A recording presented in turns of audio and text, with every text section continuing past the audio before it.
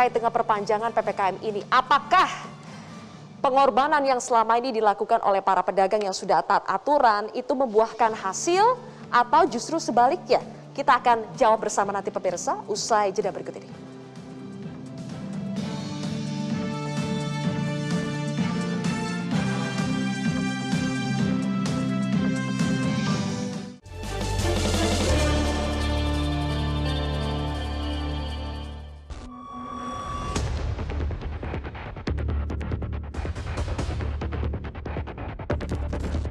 Keputusan yang sangat berat kita lakukan yaitu dengan PPKM darurat karena tidak ada cara yang lain selain itu.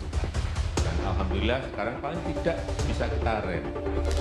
PPKM darurat itu kan semuanya menjerit minta untuk dibuka.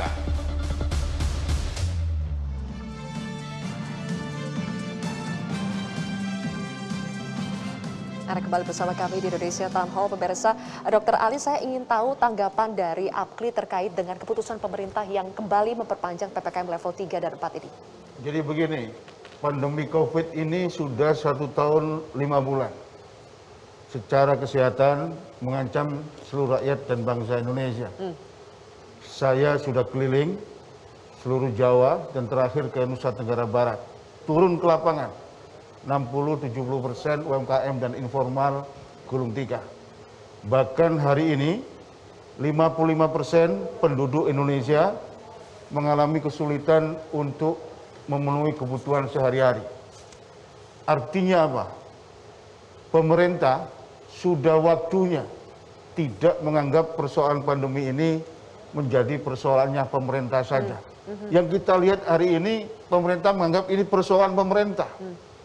Oleh karena itu harus melibatkan semua pemangku kepentingan.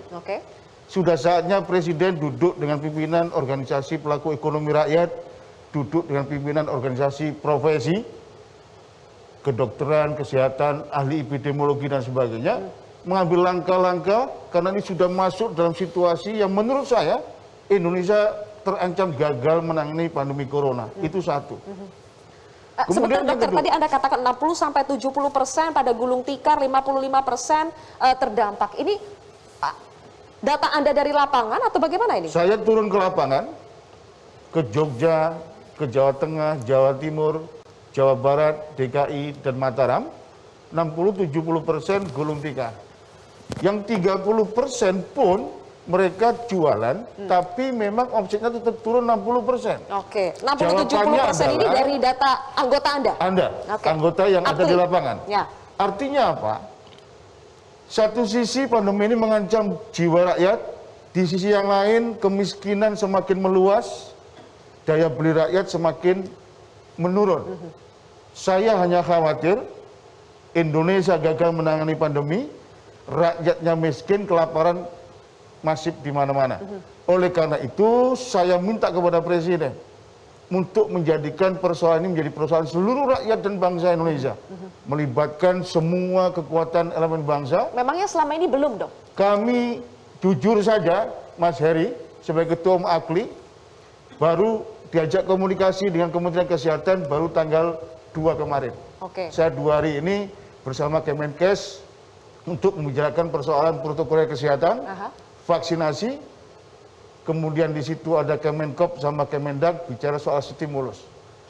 Jadi saya minta kepada pemerintah persoalan pandemi ini melibatkan para pemangku kepentingan pelaku ekonomi rakyat dan profesi. Itu satu.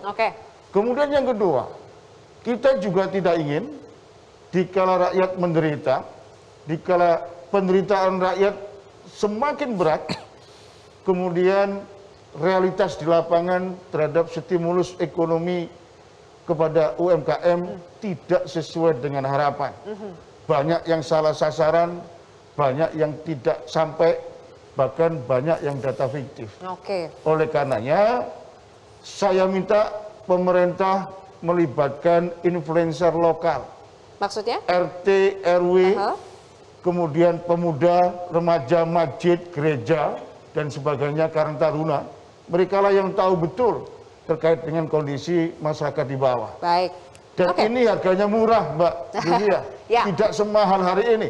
Saya kaget juga ketika Sri Mulyani sebagai Menteri Keuangan menyampaikan untuk PPKM darurat selama 20 hari, budget untuk TNI Polri 900 miliar lebih. Ini barangkali merupakan suatu hal yang menurut saya tidak efektif. Begitu, Oke. Ya. Silakan dijawab dulu, Mas Heri. Ada 2 poin yang disampaikan oleh Dr. Ali di sini soal bagaimana lebih melibatkan berbagai pihak dalam upaya penanganan COVID-19. Misalnya dari APKI saja baru diajak bicara Kemenkes 2 Agustus lalu, berarti baru kemarin ini. Kemudian juga bantuan-bantuan dari pemerintah yang selama ini katanya ada untuk UMKM, untuk para pedagang kecil, masyarakat umum, tidak terasa secara merata. Bagaimana ini, Mas Heri? Iya, jadi Pak Ali, saya rasa saya tidak membantah apa yang disampaikan Pak Ali, bahwa kita harus melibatkan seluruh komponen masyarakat dalam menangani pandemi ini. Karena kita memang perlu bersatu. Bersatu aja kita belum tentu menang, apalagi kita bergerak-gerak. Saya setuju 100% dari apa yang disampaikan Pak Ali. Bahwa kemudian dari Asosiasi Pedagang Kaki Lima baru dilibatkan, tentu saja kami mohon maaf gitu. Selama ini kami berusaha melibatkan sebanyak mungkin komponen masyarakat gitu ya, dengan skema pentahelik ya, yang segala lapisan masyarakat terlibat di sana. Saran untuk kemudian melibatkan masyarakat secara umum di desa Karang Taruna sebenarnya itu sudah dirintis sejak bulan Februari 2021 ketika kita berada pada puncak penularan pertama ya. Waktu itu kasus aktifnya 171.000. Kita bikin PPKM mikro dan kemudian melibatkan komunitas masyarakat terkecil untuk terlibat secara aktif melakukan surveillance terhadap pandemi ini. Hasilnya apakah signifikan, Mas Heri, dengan melibatkan komunitas? Gimana? Hasilnya apakah signifikan dengan melibatkan komunitas masyarakat? Iya, sangat signifikan. Jadi dalam 1 minggu terakhir ini saya mendampingi Kasatgas ke berbagai macam posko ya, namanya posko desa. Itu ada sebenarnya kita memiliki modal sosial yang sangat besar dan banyak success story yang berasal dari sana. Seperti di Klaten misalnya, itu ada satu desa yang memang selama ini 1 tahun 4 bulan ini bisa mempertahankan sekuat tenaga agar masyarakatnya ketika tertular bisa sembuh, bisa ditangani sendiri. Singkat Mas Heri, bagaimana soal bantuan sosial yang tidak merata? Ya, benar. Ini bantuan sosial yang tidak merata ini memang juga menjadi keluhan umum dan sekarang rasanya sedang diperbaiki oleh Ibu Mensos dengan memastikan bahwa bantuan-bantuan tadi yang disampaikan untuk perlindungan sosial budgetnya tahun ini ada 187,8 triliun, meliputi lebih dari 50 juta keluarga, 50 juta keluarga ya, bukan orang ya. Itu yang diharapkan mendapatkan bantuan selama periode PPKM darurat ini. Tentu saja kita juga memberikan bantuan kepada pegawai dengan gaji di bawah 3,5. Jadi memang diakui ya Mas Heri, selama ini kita masih bermasalah soal data, soal penyalurannya. Kita masih bermasalah meskipun sudah 1,5 tahun pandemi ini berlangsung? Ya, sebenarnya sistem distribusi yang by name by address yang sekarang dilakukan melalui ATM, sebenarnya ini akan memangkas sekian banyak birokrasi dan kemungkinan terjadinya penyelewengan. Tetapi kalau memang seperti yang terjadi di Tangerang, ada niat buruk dari segelintir orang, itu bisa saja terjadi. Tapi mudah-mudahan dipimpin oleh Ibu Mensos yang punya reputasi juga, itu akan semakin baik ke depannya. Tentang semangat gotong royong seperti yang Dr. Nasir sebutkan, saya ingin tanya ke Dr. Ali, semangat atau bantuan seperti apa yang sudah diberikan asosiasi kepada para anggotanya untuk bisa bertahan di tengah kondisi seperti ini, Dr. Ali?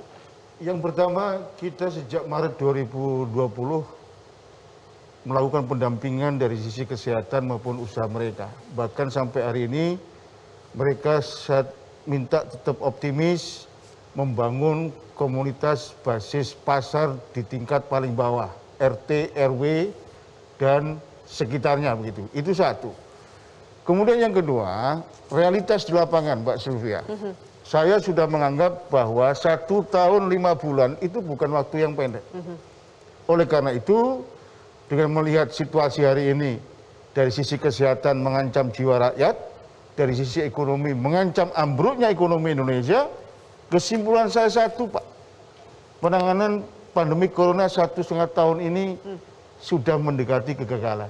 Oleh karena itu, kami sudah mengusulkan di berbagai kesempatan, Presiden Joko Widodo harus mengambil sebagai panglima tertinggi dan merombak seluruh tim pandemi ini.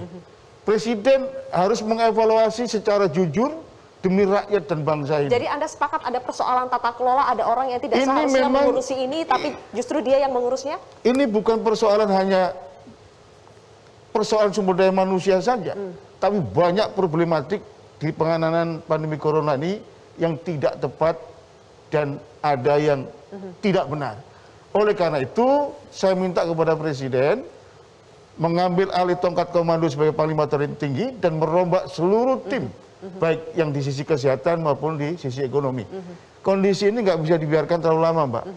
Tatkala nanti COVID ini kemudian Agustus, katakanlah tanggal 9 Pak Heri, ya, naik di luar Jawa, Jawa naik lagi, ekonomi ambruk, Indonesia akan terancam ambruk dan gagal menangani pandemi COVID. Konkretnya yang dibutuhkan oleh teman-teman di lapangan, para pedagang kaki lima, apa sih Pak?